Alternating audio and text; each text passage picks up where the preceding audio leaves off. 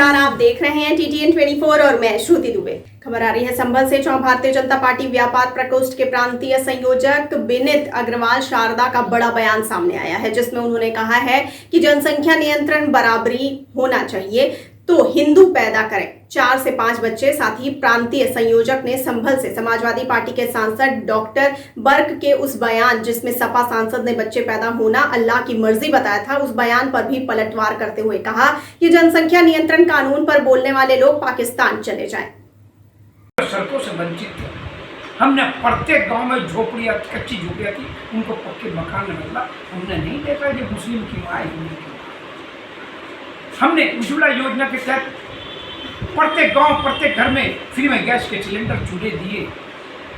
तो हमने आयुष्मान योजना के तहत प्रत्येक गरीब व्यक्ति को 5 लाख रुपए का बीमा दिया कि उसका पिता, उसकी माँ, उसकी दादी, दादा, उसका भाई, उसकी पत्नी, उसके बच्चे पैसे के अभाव में इलाज कराने से जो वंचित रहते थे, वो दूरी हमने कम की और लोगों का इलाज सही हो सके। वो हमारे प्रदेश के प्रधानमंत्री जी ने पहली सरकार मोदी जी, जिन्होंने एक्सप्रेस वे का उत्तर प्रदेश और देश में जाल बिछाया, सड़कें मलाई के माफी चिकनी सड़कें कर दी।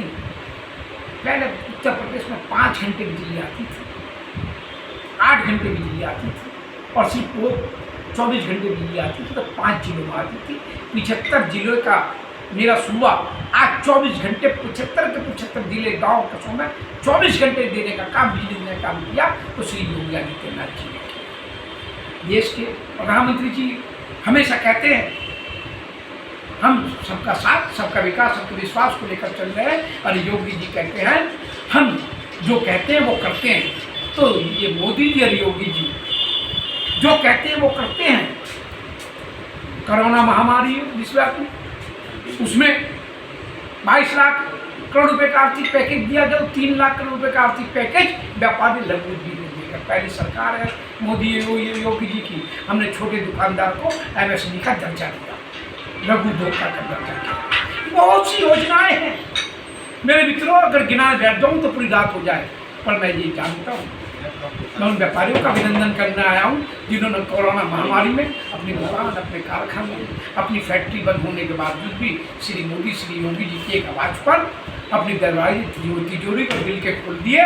किसी को भूखे पेट नहीं सोने दिया, किसी को वस्त्रहीन नहीं रहने किया, किसी को नंगे पाँव नहीं चलने के लिए दिया। ऐसे व्यापारी अभिनंदन करता हूँ। मैं अभिनंदन करता हूँ अपने व्यापारियों को जिन्होंने रामपुर में रावण राज चल रहा था, आजम खां का, उस रावण राज की खात्मा करके वहाँ पे अपने उपचुनाव में भारतीय जनता पार्टी का कमल खिला, सांसद बनाया। और आजमगढ़ में जो भ्रष्टाचार, जो आतंक और जो गुंडा राज, माफिया राज, कंस राज राज चल रहा था, उसको खत्म करके आजमगढ़ में भी उपचुनाव जिताया। इसके लिए मेरे व्यापारी को मैं अभिनंदन करता हूँ और मैं ये कहता हूँ।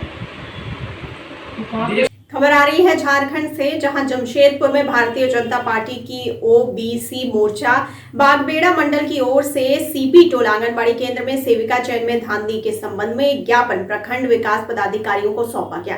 ग्रामीणों ने आरोप लगाया है कि बागबेड़ा पंचायत अंतर्गत CP टोला आंगनबाड़ी केंद्र के लिए सेविका चयन हेतु आम सभा की बैठक की गई, जहां आम सभा में सर्वसम्मति से शीतल गोप का चयन किया गया, जहां CDPO द्वारा आश्वासन दिया गया कि कागजात जांच के बाद शीतला गोप को सेविका के रूप में घोषित कर दिया जाएगा। मामला ऐसा है कि पिछड़ी जाति की महिला जो शीतली गोप है, उन्होंने मुझे आके आश्वस्त किया कि दक्षिण बागबेड़ा 22/10/2021 को एक ग्राम सभा रखा गया था CDPO के माध्यम से, जिसमें सेविका की बहाली होने की थी। उस समय सभी प्रक्रियाएं पूरा होने के बाद वहां पर ही ग्रामवासी, उप मुखिया, मुखिया, ग्राम प्रधान सभी ने शीतला गोप का कागज पत्र देख के इनको चिन्हित कर दिया गया था। लेकिन CDPO कागज के नाम पर 2 दिन जांच करने के नाम पर लेके गई और आज तक जांच ही कर रही है, और कहीं ना कहीं अपनी पदभार सेविका की सैया की बेटी को कराने का कोशिश कर रही है, जिसमें कहीं ना कहीं कुछ बू आ रही है और कहीं ना कहीं इसकी मिली भगत है CDPO की। आप लोग आज यहाँ आए हैं क्या? आज हम लोग एक ज्ञापन सौंप रहे हैं, जिसमें मालूम चला हमें पेपर के माध्यम से कि 27/7/2022 को एक ग्राम सभा रखा गया। फिर आखिर नियुक्ति पत्र शीतला गोप को क्यों नहीं दिया जा रहा है? जब चयन कर दिया गया तो शीतला गोप को नियुक्ति पत्र क्यों नहीं दिया गया जा रहा है, कि क्या कारण है?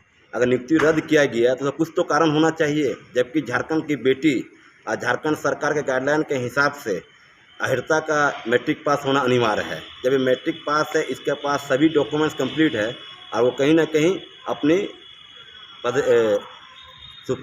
आपका बेटी उसका पद सहिया की पद व बेटी को कराने का काम कर रही है। क्या नाम हुआ आपका? राजकमल यादव, ओबीसी मोर्चा बागेड़ा मंडल है। तो ये थी इस वक्त की बड़ी खबर। आगे खबरों के लिए बने रहिए TTN24 के साथ। मुझे दीजिए इजाजत। नमस्कार।